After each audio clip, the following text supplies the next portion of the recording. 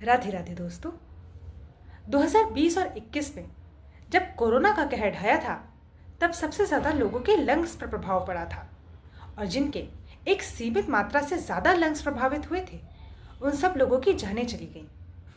अगर मैं आपसे ये कहूँ कि उन लोगों की जानें बच सकती थी अगर वे लोग शंख बजाते होते, तो ये कोई चौंकाने वाली बात नहीं होगी।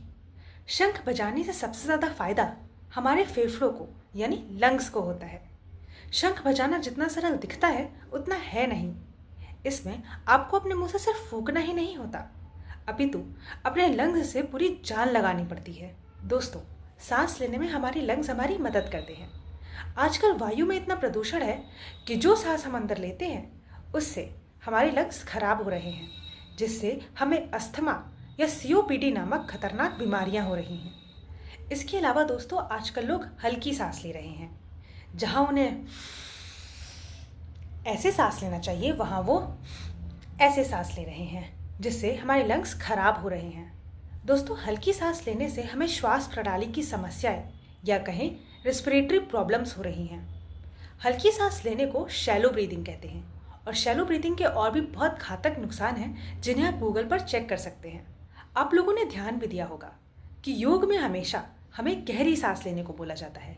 जैसे एक गहरी सांस अंदर लीजिए और धीरे धीरे छोड़िए, क्योंकि लोगों की गहरी सांस लेने की आदत छूट चुकी है और लोग शैलो ब्रीदिंग कर रहे हैं। इन्हीं सब कारणों से हमारे लंग्स कमज़ोर हो चुके हैं। इसका सबसे बड़ा प्रमाण यही है कि कितने असंख्य लोगों की जानें कोरोना में चली गई, क्योंकि उन सब लोगों के लंग्स प्रभावित हो चुके थे। तो दोस्तों, इन कथित बीमारियों से दूर रहने के लिए हमें प्रतिदिन शंख बजाना चाहिए। शंख बजाने का तरीका है, अपने अंदर एक गहरी सांस भरिए, शंख को अपने होठों पर लगाइए और धीरे धीरे अपने अंदर की श्वास को शंख के द्वारा फूंक के बाहर निकालिए। ऐसा प्रतिदिन 5 मिनट तक करने से आपके लंग्स पर बेहतर प्रभाव पड़ेगा और आपके लंग्स की क्षमता बढ़ेगी। शैलो ब्रीदिंग के विपरीत शंख आपके लंग्स को पूरी तरीके से खोलता है और लंग्स के लिए एक बेहतर व्यायाम साबित होता है। शंख बजाना आपके urinary tract, bladder, lower abdomen, diaphragm, सीने और गले के लिए एक अच्छा व्यायाम साबित होता है। दोस्तों, शंख आपके वोकल कॉर्ड्स और थायराइड ग्लैंड को ठीक करने में मदद करता है। जो लोग गायकी का अभ्यास करते हैं, शंख बजाना तो उनके लिए बहुत ही उत्तम है। और अगर आपको बोलने से जुड़ी कोई भी समस्या है तो शंख बजाने से वो भी ठीक हो जाएगी। लेकिन याद रखें, शंख वो लोग कदापि ना बजाएं जिन्हें हाई ब्लड प्रेशर, ग्लूकोमा या हार्निया जैसी बीमारियां हैं। दोस्तों, आज अस्थमा से प्रभावित लोग खुद को नेबुलाइजर लेकर नॉर्मल करते हैं। अगर इन्हीं लोगों ने एक समय पर सनातन धर्म के कुछ नियमों का पालन किया होता तो आज ये अस्थमा जैसी खतरनाक बीमारियों के चपेट में ही ना आते। जब वायु में इतना प्रदूषण नहीं था और लोगों को अस्थमा जैसी बीमारियां नहीं थी, तभी से सनातन धर्म की ये प्रथा चली आ रही है कि हर कोई शंख बजाए। तब लोग विज्ञान से इतना परिचित नहीं थे, इसीलिए शंख को आस्था से जोड़ा और कहा कि पूजा की शुरुआत में और आरती के अंत में शंख बजाएं। आज से भिन्न पहले के लोग ईश्वर में विश्वास रखते थे और ईश्वर से जुड़ी हर प्रथा का सम्मान करते थे, इसीलिए वे शंख बजाते थे और इसीलिए उन्हें श्वास से जुड़ी कोई समस्या ही नहीं होती थी।